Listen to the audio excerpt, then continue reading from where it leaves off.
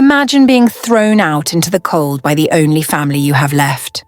Betrayed, humiliated, and left with nothing but a broken heart and a bag of clothes. This is the story of Kayoma, a young woman whose own stepmother tossed her into the streets without a second thought, thinking it was the end of her. But destiny had bigger plans. From sleeping in a bus park to standing under the nation's spotlight, Kayoma's rise to fame stunned everyone, including the very woman who once rejected her. Stay tuned, because what happens next will leave you speechless. Don't forget to like, comment, share, and subscribe for more teachable and inspiring folk tales by FE. Kayoma could barely remember the softness of her mother's voice. All she had were fragments of memories, warm hugs, gentle lullabies, and the smell of fresh akara on Saturday mornings. When her mother passed away, Kayoma was just 6 years old, too young to understand the finality of death, but old enough to feel the emptiness it left behind. Her father, a reserved but hard-working man, remarried 2 years later. Madame Gloria entered their lives wearing expensive perfumes and fake smiles, convincing everyone she was ready to embrace Kayoma as her own. But once the wedding pictures faded and the congratulatory messages stopped coming, the real Gloria began to emerge. At first, it was subtle. The way she always served Kayoma's food last, the disapproving glances whenever she spoke, the forced politeness that didn't quite hide her disdain. As Kayoma grew older, the hostility became harder to ignore. She was constantly reminded that she was an inconvenience, a burden Gloria had no choice but to tolerate because of her father's love. Kayoma held on to her father's affection like a lifeline. He was the buffer that shielded her from Gloria's worst moods. But 2 years ago, when a sudden illness took him away as well, that shield crumbled. Without her father around, Kayoma became nothing more than an unwelcome guest in the home she once called her own. The house in Lekki, with its pristine tiles and gold-accented furniture, began to feel like a cage. Gloria no longer pretended to care. Every little mistake, whether real or imagined, was met with insults. "Useless girl," Gloria would snap. "No wonder your mother died early. She left her bad luck for me to carry."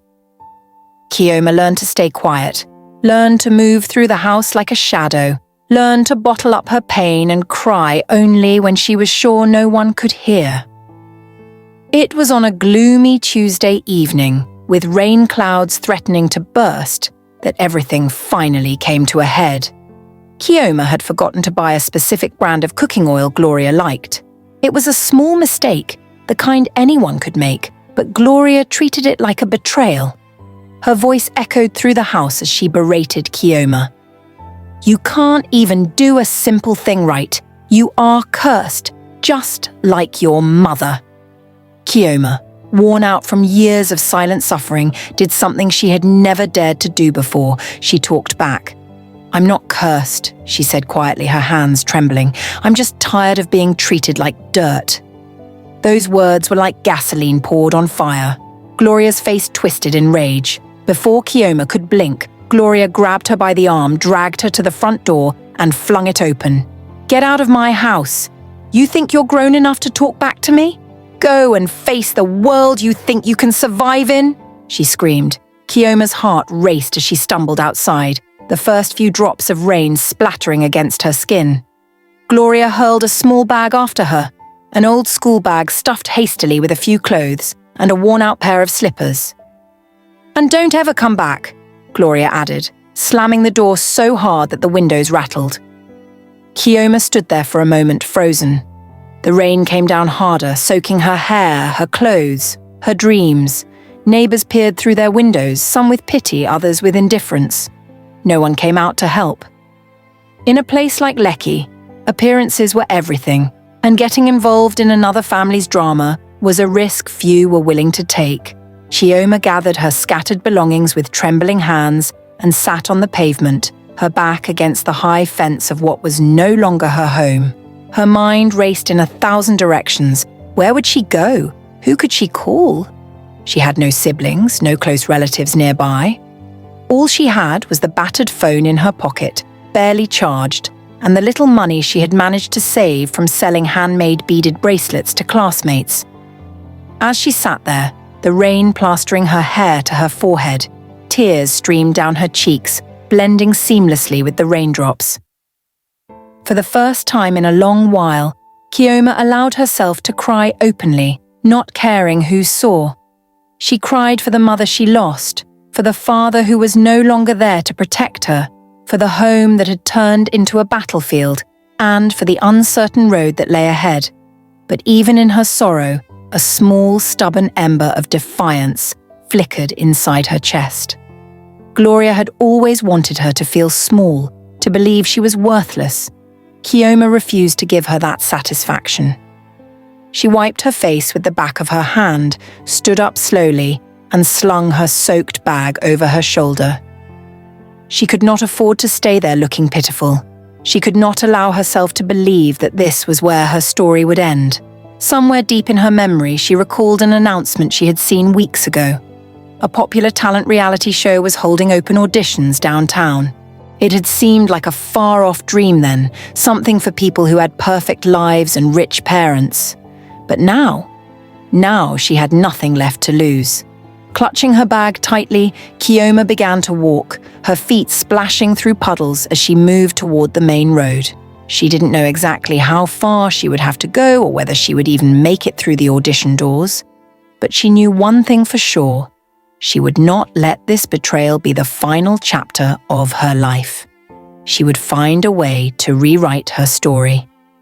The rain continued to pour, but Kioma moved forward, step after determined step, into the night. Kioma spent the night huddled at the corner of a crowded bus park, using her thin jacket to shield herself from the cool Lagos night. She clutched her worn bag tightly against her chest, her entire body stiff from sitting on the hard concrete floor. Around her, the city hummed with its usual restless energy. Hawkers shouted into the night, Agberos argued loudly near the Danfo buses, and exhausted workers shuffled home after long shifts. Kioma didn't sleep. She couldn't. Her mind raced with fear, hope, and a stubborn refusal to accept defeat. As the sky began to lighten and the first rays of dawn broke through the clouds, she stood up, her joints aching from the cold, and brushed herself off. She remembered the flyers she had seen weeks ago. Auditions for Niger Rising Star, one of the biggest talent shows in the country. She had dreamed about attending, even rehearsed in front of her mirror, but back then, it had felt impossible. Now, impossibility no longer mattered. She had nothing left to lose. The audition venue was miles away, and she didn't have enough money for a straight taxi ride. She asked around and, piecing together directions from kind strangers, boarded a battered Danfo bus that rattled all the way to the mainland. By the time Kioma arrived at the audition centre, the sun was high, and a long queue of hopefuls snaked around the massive event hall.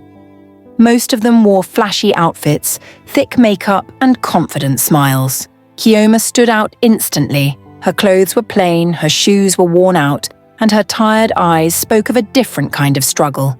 But she refused to be intimidated. She joined the queue, standing quietly, feeling the stares but ignoring them. Hours dragged by. Some contestants left, frustrated by the wait, but Kioma remained rooted to her spot, her mind replaying the song she had chosen over and over again. Finally, her number was called. She walked into the large hall, heart hammering against her ribs. A table of judges sat at the far end, their faces a mixture of exhaustion and curiosity. Bright lights illuminated the stage, and a large camera swung toward her, ready to capture her performance. One of the judges, a popular musician known for his tough critiques, looked at her skeptically. "Name?" he asked, his voice sharp. "Kioma," she said, her voice steady despite the fear gnawing at her stomach. "What are you doing for us today?" another judge asked, a woman known for her warmth. "I'll be singing," Kioma replied. She closed her eyes briefly, inhaled, and began. The first note escaped her lips, shaky at first, but then something miraculous happened. Her voice, raw and unpolished but dripping with emotion, filled the hall. It wasn't perfect by technical standards, but it carried a power that made the room fall silent. Her song told a story of pain, of betrayal, of hope clinging on by a thread. It wasn't just a performance, it was a cry from the depths of her soul. Halfway through the song, Kioma opened her eyes and saw that one of the judges had tears in her eyes. Even the tough musician leaned forward, listening intently. When she finished, the room remained silent for a beat before erupting into spontaneous applause. The judges exchanged looks, nodding at each other. The warm judge leaned into her microphone. "Kioma," she said softly, "you have something that can't be taught. You have heart." The lead judge reached under the table and handed her a golden ticket, the pass to the live shows. Kioma stared at it, hardly believing it was real. Tears welled up in her eyes, but she fought them back, smiling widely instead. She thanked the judges, bowed, and walked off the stage, clutching the ticket as if it were the most precious thing in the world. Outside, the other contestants buzzed with excitement and envy. Some whispered about the girl from nowhere who had just stunned the judges. Kioma didn't care. For the first time in what felt like forever, she felt seen.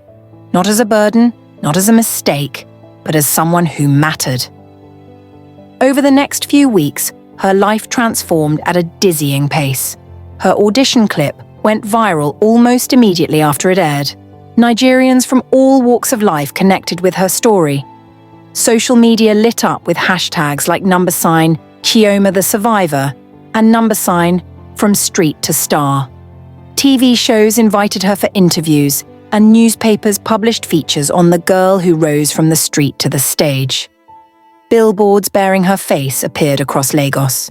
She was styled in simple yet elegant outfits, her natural beauty shining through. She didn't need heavy makeup or designer brands. Her authenticity was her brand. Fans flooded her new social media pages, sending her messages of encouragement, telling her how she inspired them to chase their own dreams. At the live shows, Kioma didn't disappoint. Week after week, she delivered performances that resonated deeply with audiences. She sang not just with her voice, but with her entire being, turning every lyric into a testament of survival and hope. She wasn't the most technically perfect singer in the competition, but she was undoubtedly the most real, and people fell in love with her for it. Behind the scenes, she worked harder than anyone. She spent hours rehearsing, studying songs, learning stagecraft. She stayed humble, remembering every night she had spent hungry, every insult Gloria had hurled at her, every moment she had doubted her worth. Those memories fueled her determination to succeed. Producers of the show noticed her impact. She was not just a contestant, she was a movement. They featured her prominently in trailers, gave her key performance slots, and even hinted at a possible record deal, regardless of whether she won the competition.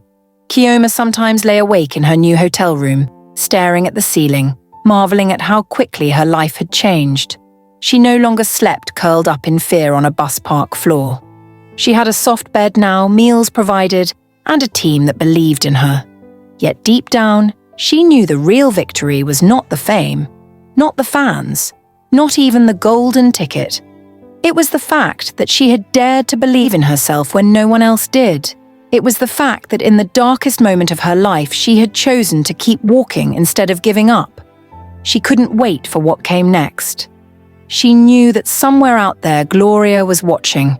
Somewhere out there, people who once looked down on her were now forced to recognize her worth.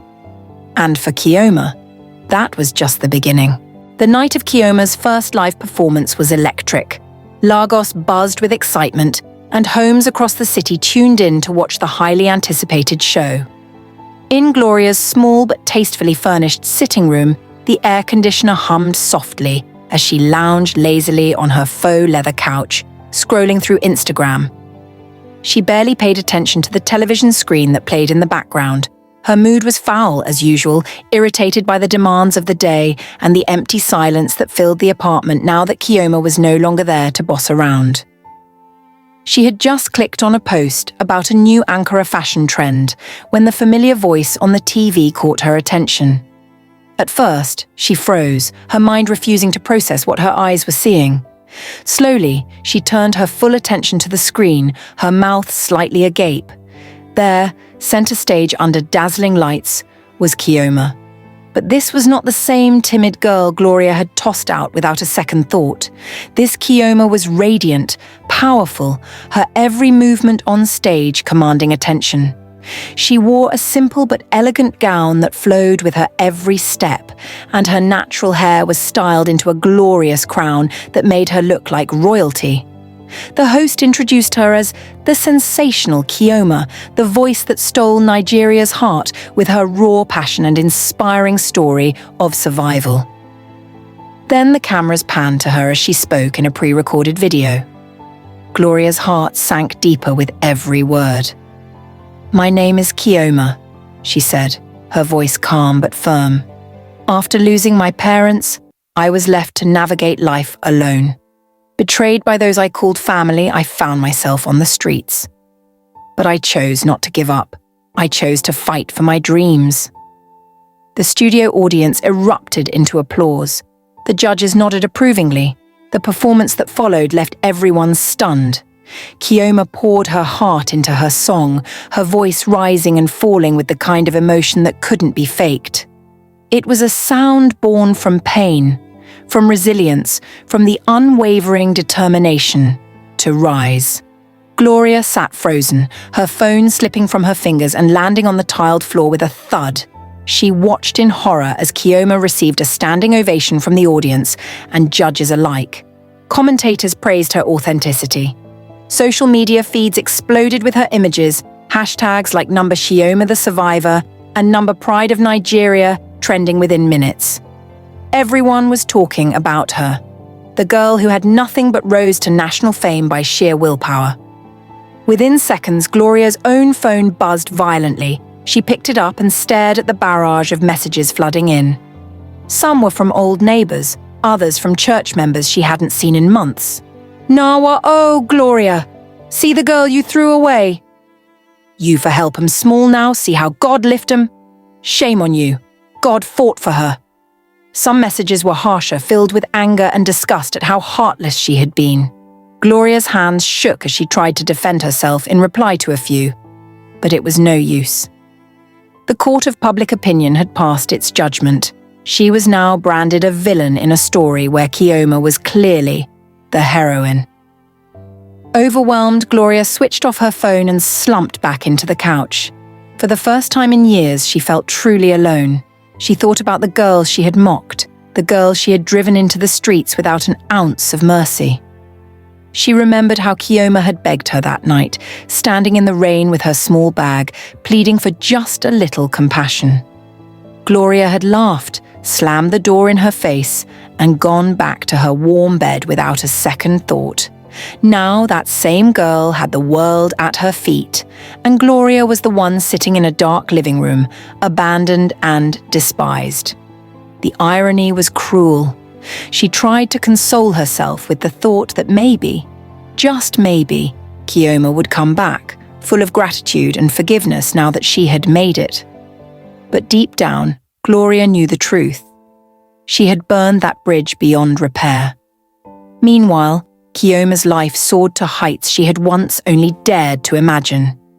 After her live performance, she became the face of multiple endorsement deals.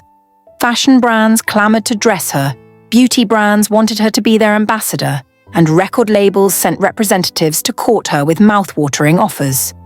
She was invited to exclusive events, award shows and talk shows where she spoke about her journey with a grace that only made people love her more. Through it all, Kioma never once mentioned Gloria by name. When asked about her past, she would smile and say, "Some people are lessons, and some are blessings. Either way, I'm grateful for the journey that made me who I am." Privately, though, she thought about the woman who had cast her aside like garbage. There were moments late at night when the hurt resurfaced. But she had learned not to let bitterness steal her light. She was too busy building a future she could be proud of. Chioma's success story touched people across Nigeria and beyond. She became a symbol of hope for street children, orphans, and young people struggling against the odds. NGOs reached out, asking her to become a voice for the voiceless. She accepted eagerly, determined to use her platform to make real change. She started initiatives to support young talents from disadvantaged backgrounds, offering scholarships and mentorship programs. Every move she made further cemented her reputation as not just a star, but a force for good. One sunny afternoon, months after that first live show, Chioma visited her old neighborhood for an outreach program. Cameras followed her as she distributed school supplies and food items. People from the area flocked to catch a glimpse of her, praising her and showering her with blessings. From a distance, hidden behind a half-closed window, Gloria watched the scene unfold. Her once proud posture was now hunched with shame. She had aged visibly, weighed down by regret. The same neighbors who once respected her now crossed the street to avoid her, or worse, whispered behind her back.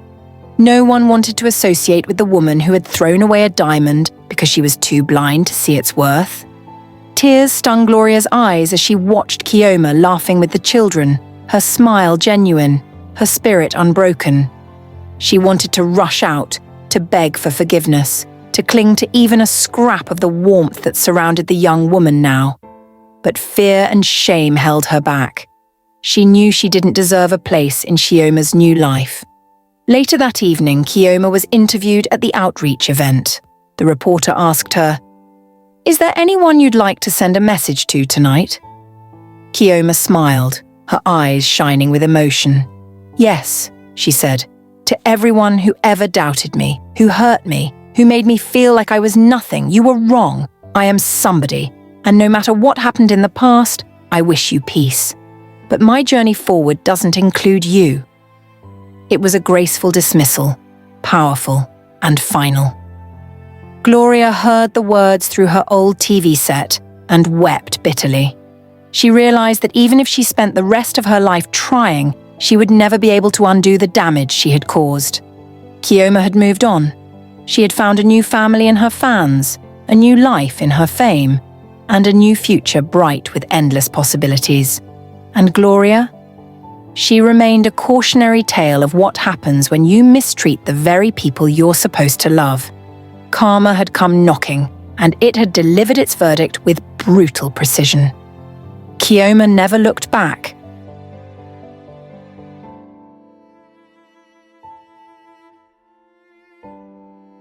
Don't forget to like, comment, share, and subscribe for more teachable and inspiring folk tales by FE.